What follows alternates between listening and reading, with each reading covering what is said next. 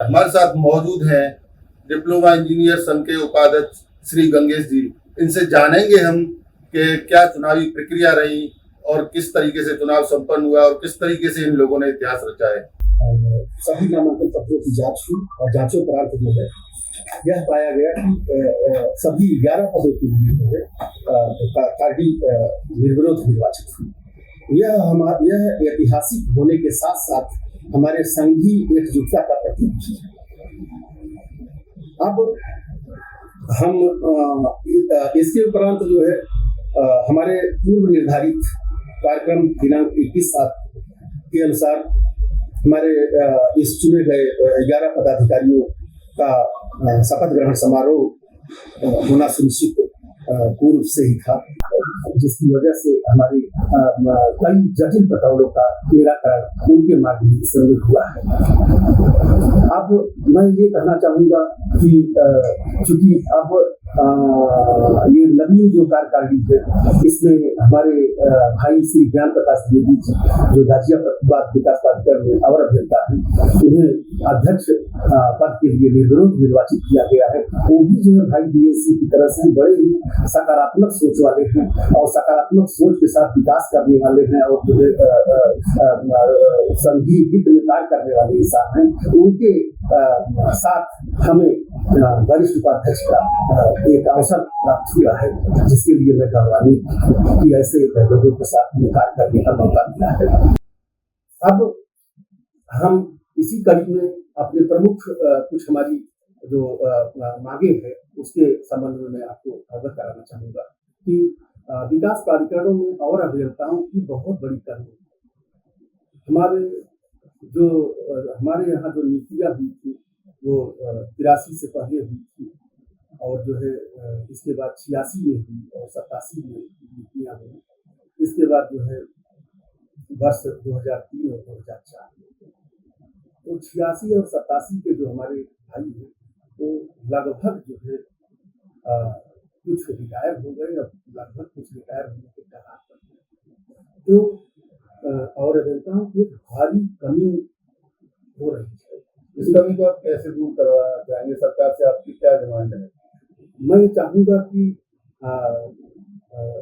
उत्तर प्रदेश सरकार से मैं ये अनुरोध करूँगा कि और अभियंताओं की नियुक्ति चाहे आयोग से प्राधिकरणों के लिए कुछ संख्या फिक्स कर दी जाए कि इतने सिविल के और इतने इलेक्ट्रिकल के, क्योंकि विद्युत विभाग में भी और अभियंताओं की भारी कमी है, जिसकी वजह से हमारी जो नई नई योजनाएं हैं वो साकार रूप मूर्त रूप नहीं ले पा रही हैं। इनकी कमियों की वजह से और अभियंताओं की कमियों की वजह से समय लग रहा है।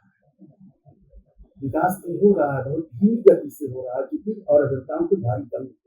और इस क्रम में मैं एक बात और अवगत कराना चाहूँगा कि और अभियंताओं की कमी की वजह से प्रत्येक और अभियंता पर कम से कम 10-10 काम है, वो काम के तले दबे हुए। अब काम के तले दबा हुआ आदमी आप जानते हैं कि वह उबर नहीं पाता और कार्य के प्रति उसकी एक जो वो होनी चाहिए स्वतः कार्य करने को, वो खत्म हो जाता है। जब तक स्वतः कार्य करने की इच्छा जागृत न हो तब तक जो है मजा नहीं आता।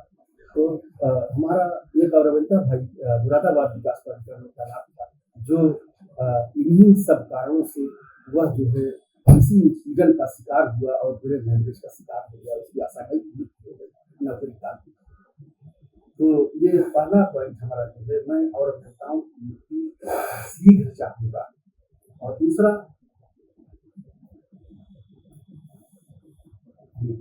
जो है कई जांचें शासन में लंबित हैं, जबकि 10 साल 15 साल 20 साल व्यतीत हो चुके।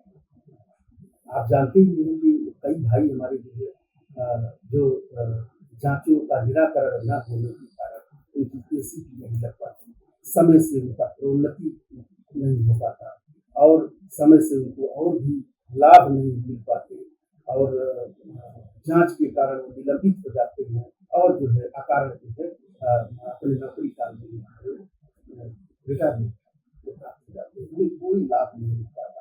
इसलिए मैं ये अपेक्षा करूंगा कि जो 10 साल 15 साल 20 साल इतने पुराने जांचे इनका समयांतर विस्तारण सरकार से चाहते हैं, आप चाहते समय से विस्तारण हो। हाँ, सरकार कर रही है लेकिन मैं चाहता हूँ कि इसमें भी आगे सरकार प्लीज कर दे, जो 15 जल्दी से जल्दी होना चाहिए। जो परेशान है और रिटायर हो जा रहे हैं उन भाइयों को लाभ मिल सके, उनका परिवार को सहारा मिल सके। आपने सरकार से जो मांगों के लिए आपने संघ में आपको उपाध्यक्ष का पद मिला है, आपने सरकार से मांग की थी, कहीं सरकार से लिखित किया भेजा हुआ सरकार के पास? जी, हमारा जिस दिन अधिवेशन था माननीय ऊर्जा मंत्री ऊर्जा एवं वैकल्पिक ऊर्जा मंत्री डॉक्टर सोमेश सिन्हा जी उन्हें हम लोगों ने ज्ञापन सौंपा और उन्होंने हम लोगों से वादा किया कि इस आपकी जो ये मांग है इसको हम माननीय मुख्यमंत्री की समक्ष रखेंगे। निश्चित रूप से जो आपकी वाजिब मांग है उसमें हम विस्तार कराने का भरपूर प्रयास करेंगे। इसके साथ साथ एक मांग हमारी और बहुत ही महत्वपूर्ण मांग है कि उत्तर प्रदेश सरकार द्वारा जो तबादला नीति बनाई गई है उसके क्रम में हमारे पदाधिकारी से जो तबादला नीति जारी हुई है, हमारा स्थानांतरण जो है जो होता है वो थोड़ा उसके अनुरूप नहीं हो पा रहा है। इसके संबंध में मैं कुछ कहना चाहूँगा।